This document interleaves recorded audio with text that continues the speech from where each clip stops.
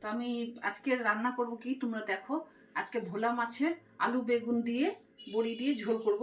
তো এই যে ভোলা মাছ, এই যে বড়ি, আলু কেটে রাখছি। আমি আগের থেকে মশলাটা পেস্ট করে রাখছি। এখানে আদা, 2 কোয়া রসুন, একটা পেঁয়াজ আর জিরা বাটা আমি সব পেস্ট করে রেখেছি আগে। এখন আমি এই রান্নাটা করছি, তোমরা দেখো। তা আমি এখন গ্যাস ধরাচ্ছি। ঠিক আছে, কড়াইতে আমি তেল দিচ্ছি। এখন তেল গরম হয়ে গেছে, আমি এখন মাছ ছেড়ে দিচ্ছি।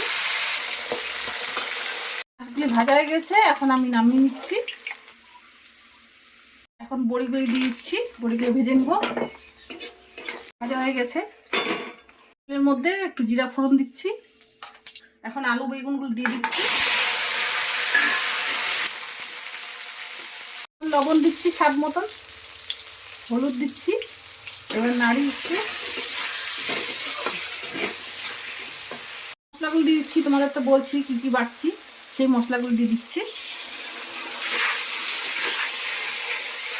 ভালো করে কষাতে হবে, যখন তেল ছেড়ে আসবে তারপর জল দিব। ঢাকবো না, আমি এভাবেই কষাবো। এখন টমেটো দিয়ে দিচ্ছি পেস্ট করা, আর একটু কষিয়ে তারপর জল দেবো। এখন জল দিয়ে দেবো। পাশের গ্যাসে জল বসেছি, গরম জল, এই জলটা দিয়ে দেবো। এখন ঢেকে দিচ্ছি, ফুটলে পরে তারপর মাছগুলি দেবো। ঢাকা খুলছি, ঝোলটা ফুটে গেছে।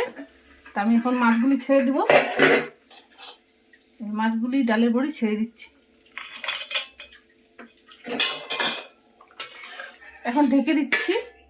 আলুগুলি সিদ্ধ হয়নি, তাই একটু আলু সিদ্ধ হবে, মাছগুলি একটু নরম হবে ওর মধ্যে ঝোলে। ঢাকা খুলছি, মাছের ঝোলটা হয়ে গেছে।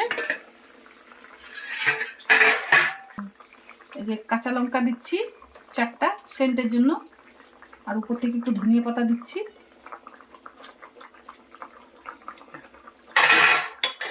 এখন নেড়ে চেড়ে এখন নামিয়ে দিব। আমার ঝোল কমপ্লিট। বন্ধুরা, আমার রান্না কমপ্লিট হয়ে গেছে। মাছের ঝোল হয়ে গেছে, আর ইলিশ মাছের মাথা দিয়ে কচু করছি। তো আমি এখন খেতে বসবো। তো তোমাদের যদি ভিডিওটা ভালো লাগে তাহলে অবশ্যই লাইক, কমেন্ট, সাবস্ক্রাইব করে আমাদের পাশে থাকবেন বন্ধুরা। আমরা এখন খেতে বসবো বন্ধুরা। ধন্যবাদ।